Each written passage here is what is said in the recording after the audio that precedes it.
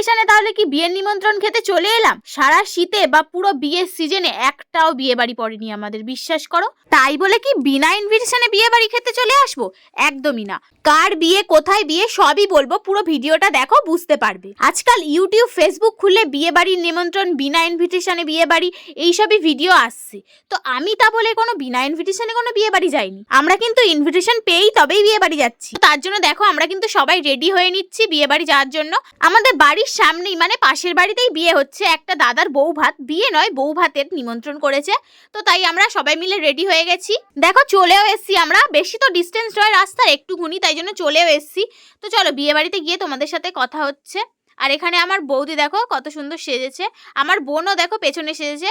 তো আমি, দাদা, বৌদি, বোন আর মা সবাই মিলে কিন্তু চলে এসেছি বিয়ে বাড়িতে। সামনেই দেখতে পাচ্ছ বর কনে কিন্তু একদম রেডি হয়ে দাঁড়িয়ে আছে। আর পেছনের ডেকোরেশনটা না খুব সুন্দর করে সাজিয়েছিল। কনেকেও কিন্তু খুব সুন্দর সাজিয়েছে। কনে নয়, আসলে বিয়ে হয়ে গেছিল তো এটা একটা বৌভাতের অনুষ্ঠান, মানে বৌভাতের অনুষ্ঠান হচ্ছে। আর খুব সুন্দর কিন্তু সাজিয়েছে কনেকে। আর এখানে দেখো ফুচকা স্টল বসেছে, আর ওদিকে বসেছে কফি আর পকোড়া। তো কফি আমি খাইনি বিয়ে বাড়িতে, এখানে ফুচকা খেতে চলে এসেছি আমরা সবাই মিলে। তো ফুচকা না বেশি আমরা খাইনি, 3টে করে খেয়েছি আমরা। ফুচকা খেয়ে যদি পেট ভরিয়ে নি তাহলে মেন কোর্সে কি খাবো? হ্যাঁ, এমনি সময় ফুচকা খেতে ভালো লাগে, কিন্তু বিয়ে বাড়িতে এসে ফুচকা খাওয়া যাবে না, কারণ আসল যে রান্নাগুলো হয়েছে সেইগুলো তাহলে খাবো কি করে? পেট ভরে গেলে তো আর খেতে পারবো না। হ্যাঁ, পকোড়াটা খেয়েছি, আর পকোড়াটা না দারুণ করেছিল। একটা আলাদাই গন্ধরাজ লেবুর ফ্লেভার এসেছিল, মানে ফ্লেভারটাই এত সুন্দর লাগছিল গন্ধরাজ লেবুর, যে এক বাটি পকোড়া খেয়ে নিয়েছি আমরা সবাই মিলে। দেখো পকোড়াটা কিভাবে খাচ্ছি, আর তোমাদেরকে দেখিয়ে দেখিয়ে খাচ্ছি। আর এইটা তো আমাদের অনেক দিন পরেই বিয়ে বাড়ি পড়েছি, তাই পকোড়াটা ছাড়া যাবে না। পকোড়াটা আমি খেয়েছি, সবাই খেয়েছে পকোড়া। আর ফুচকা কিন্তু বেশি খাইনি আমরা। মা আর বোনের তো পকোড়া খাওয়া হয়ে গেছে, আর আমার আর বৌদির কিন্তু এখনো পকোড়া শেষ হয়নি। আর মাকে কিন্তু আমি আজকে সাজিয়েছি, কেমন হয়েছে বলবে আমার মায়ের আজকের লুকটা।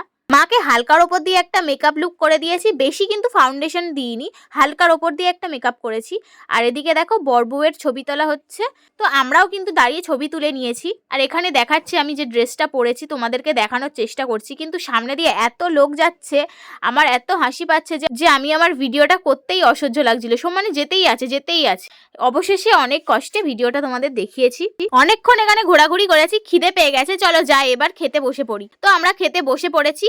এখানে দিয়ে গেছে প্লেট আর গ্লাস আর টিস্যু পেপার দিয়ে গেছে। আবার এখানে না ওরা হাজমলা আগেই দিয়ে দিয়েছে, মানে সবার ফার্স্টেই হাজমলা দিয়ে দিয়েছে। যাই হোক, আর একটা টুথপিক দিয়েছে। তো আমি আমার বোনকে বললাম যে আমার খাওয়ার সময় কিন্তু একটু ভিডিওটা করে দিস দেখ। তো আমার বোন বললো ঠিক আছে, তাই আমি একটু মাথা নাড়লাম তোমাদের সামনে। আমাদের আশেপাশে সাধারণত বিয়ে বাড়িতে কিন্তু ভাত ডাল এইসবই হয়, মাছ মাংস এইসবে হয়, কিন্তু আজকের বিয়ে বাড়িতে একটু স্পেশাল অন্য কিছু হবে, তাই জন্য কিন্তু তোমাদের বেশি করে ভিডিওটা আমি দেখাচ্ছি, দেখো বুঝতে পারবে। তো ফার্স্টেই চলে এসছে কিন্তু ডিমের ডেভিল, আর এখানে কিন্তু তারপরে দিয়ে দিয়েছে কাসন্দি। কাসন্দিটা না হেভি টকটক খেতে ছিল। আমার বোন ফার্স্টেই কিন্তু ডিমের ডেভিলটা খেয়ে নিল। আমার বোন কিন্তু কাসন্দি নেয়নি, ও কাসন্দি খায় না, তো তাই জন্য ও প্রথমেই ফার্স্টে ডিমের ডেভিলটা খেয়ে নিয়েছে শুধু শুধু। আর আমি কিন্তু কাসন্দি খাই, তাই কাসন্দি দিয়ে কিন্তু ডিমের ডেভিলটা খেয়েছি, আর হেভি লেগেছে আমার, না সত্যি খুব ভালো লেগেছে ডিমের ডেভিলটা। তবে আমি ডিমের ডেভিল পুরো খাইনি, হাফ খেয়েছি। সব যদি এখনই খেয়ে নি তাহলে মেন কোর্সে যেগুলো দেবে সেগুলো খাবো কি করে? তো যাই হোক, এরপরে চলে এসছে গরম গরম নানপুরি, না এগুলোকে কি বলে আমি জানি না, তবে বলছিল এটা নানপুরি। আর সাথেই কিন্তু চলে এসছে কাশ্মীরি আলুর দম। দুটোই কিন্তু খুব সুন্দর হয়েছে, আলুর দমটাও কিন্তু মারাত্মক হয়েছে। তো এগুলো খাই আমি এখন। আর পুরো গরম গরম ছিল, এত গরম যে ধোয়া উঠছিল, হাতই দিতে পারছিলাম না। তারপরে আলুর দম দিয়ে ফার্স্ট বাইট তুললাম, খেতে কিন্তু অসাধারণ হয়েছিল। এখন আমার এডিট করতে করতে খেতে ইচ্ছা করছে, মানে ভাবো কতটা টেস্টি হয়েছিল।